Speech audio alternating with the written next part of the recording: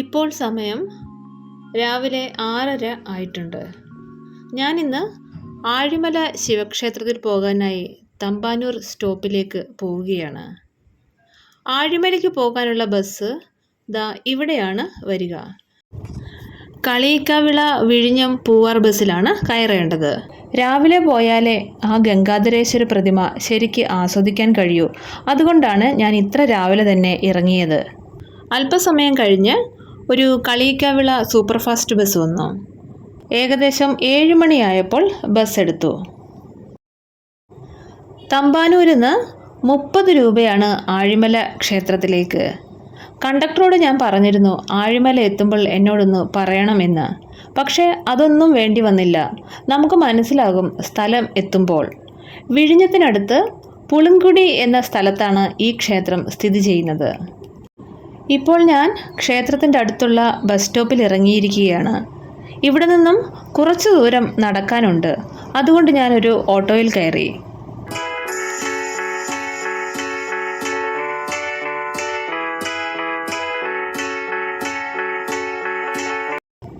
ദൂരെ നിന്നേ ക്ഷേത്രം കണ്ടു തുടങ്ങി.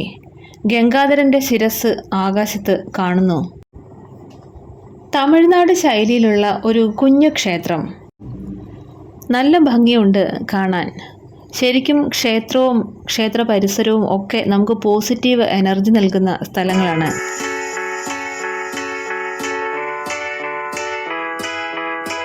ഞാൻ കുറച്ചു സമയം പുറത്തു നിന്ന് കാഴ്ചകളൊക്കെ കണ്ട ശേഷം പതിയെ ഉള്ളിലേക്ക് പ്രവേശിച്ചു.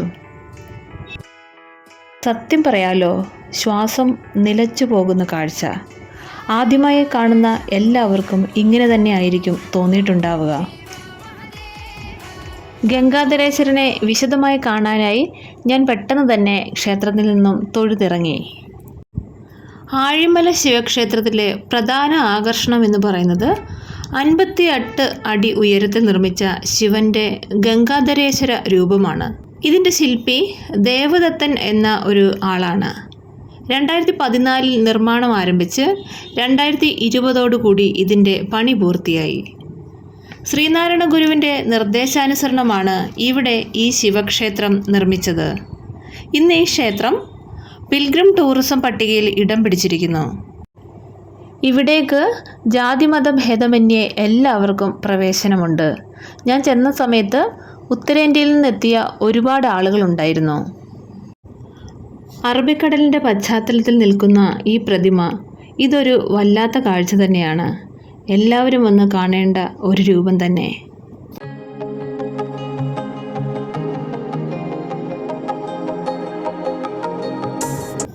ആഴിമല ക്ഷേത്രത്തിലെ പ്രതിഷ്ഠ ശിവനും ദേവിയും ഗണപതിയുമാണ്. ഗംഗാധരേശ്വര പ്രതിമ നിൽക്കുന്ന സ്ഥലത്ത് മുൻപ് യോഗികൾ തപസ്സിരുന്ന ഇടമാണെന്നൊരു ഐതിഹ്യവുമുണ്ട്. സമയം ഇപ്പോൾ 8 മണി ആയിട്ടേ ഉള്ളൂ. ആളുകൾ പതിയെ പതിയെ എത്തിത്തുടങ്ങിയിരിക്കുന്നു.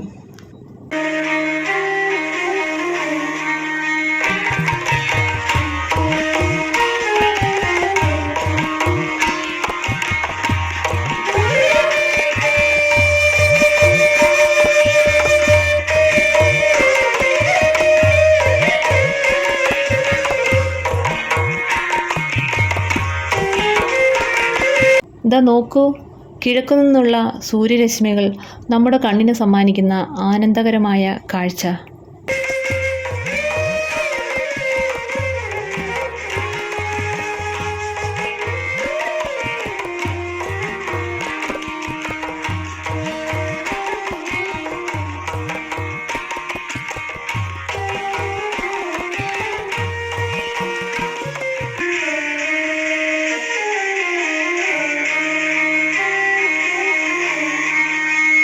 തീരത്തേക്ക് ഇറങ്ങുവാനുള്ള പടവുകൾ ക്ഷേത്രത്തിൻ്റെ ഒരു വശത്തുണ്ട്. എന്തോ തീരത്തേക്കിറങ്ങാൻ എനിക്ക് തോന്നിയില്ല. തിര ഇങ്ങനെ തീരത്തേക്ക് വരുന്നത് കാണാൻ നല്ല ഭംഗിയാണ്. ഇടയ്ക്ക് നീല നിറവും ഇടയ്ക്ക് പച്ച നിറവും ഒക്കെ നമുക്ക് തോന്നും. ദാ ഈ കാണുന്നത് തൊട്ടിൽ വഴിപാടാണ്. സന്താനലബ്ധിക്കായി ഭാര്യാഭർത്താക്കന്മാർ നേരുന്ന നേർച്ച. ഇത്രയും ആളുകൾ ഒരു കുഞ്ഞിനെ കിട്ടാനായി ആഗ്രഹിക്കുന്നുണ്ട്. അവരുടെ എല്ലാം പ്രാർത്ഥന ഫലിക്കട്ടെ എന്ന് ഞാനും പ്രാർത്ഥിച്ചു.